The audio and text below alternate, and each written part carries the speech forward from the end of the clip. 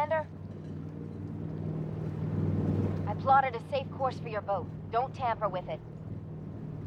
The shoals near where we're headed can easily capsize a boat of your size. I'll catch up to you.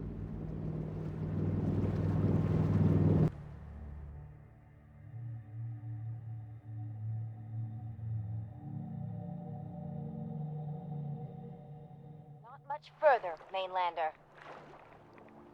When Auntie Stacy told others of her brush with the Red Death, they laughed at her. Then 2 weeks after, a full fishing boat never came back. From the beach, they saw the glow on the horizon. I've been looking to end the reign of the